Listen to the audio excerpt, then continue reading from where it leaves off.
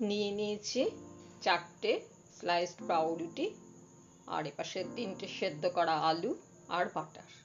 আর কি কি ইনগ্রিডিয়েন্টস আমি দিচ্ছি তোমরা দেখো। এই দিয়েই তৈরি হবে আমার পোটাটো স্যান্ডউইচ। এরকম শুকনো চাটুতে আমি 4 পিস পাউরুটি আগে সেঁকে নিচ্ছি। এতে কিন্তু কিচ্ছু দেয়া নেই, একদম শুকনো চাটু, তার উপরেই 4 পিস পাউরুটি আমি সেঁকছি। চাটুতে আমি পাউরুটিগুলো সেঁকে নিলাম। এইভাবে সেঁকে নিলাম। প্রথমে আমি 2টো মাঝারি পেঁয়াজ কুচিয়ে নিচ্ছি। তেল গরমে হয়ে গেছে, এবারে তার মধ্যে দিয়ে দিলাম কুচনো পেঁয়াজ।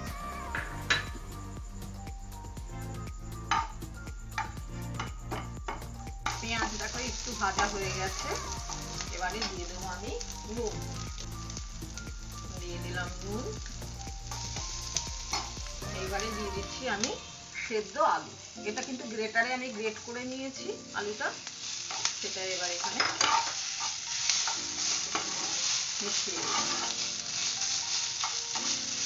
এটাকে এবার ভালো করে মিশিয়ে নিই।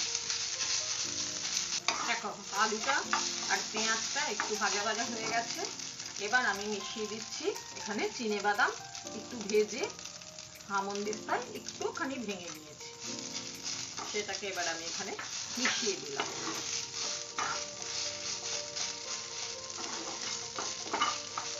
এটা আমার রেডি হয়ে গেল, এবার অফ করে দিচ্ছি।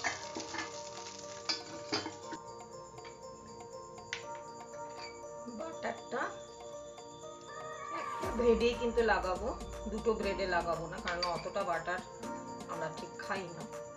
একটা করে ব্রেডেই লাগাবো, মানে 1 পিঠের ব্রেডে। ওই পিঠের ব্রেডটা কিন্তু তোমরা যদি মনে করো তোমাদের লাগিয়ে নেবে, আমরা একটা করেই লাগাচ্ছি। হয়ে গেল বাটার লাগানো। এবার আমি যে আলুর পুরটা তৈরি করেছি সেটা আমি এখানে দিয়ে দিচ্ছি।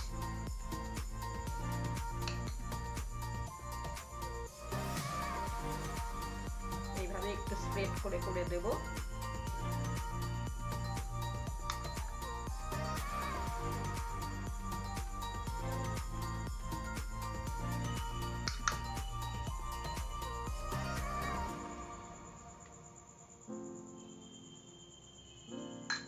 এইভাবে স্প্রেড করে করে দিয়ে দিলাম। এর উপরে দিয়ে দিচ্ছি একটু গোলমরিচের গুঁড়ো।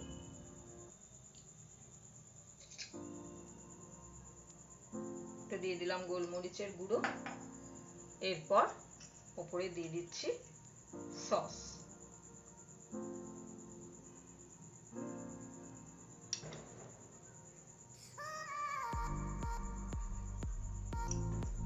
দিয়ে দিলাম সস, দিয়ে দিলাম এর উপরে আরেকটা পাউরুটি, এইভাবে চাপা।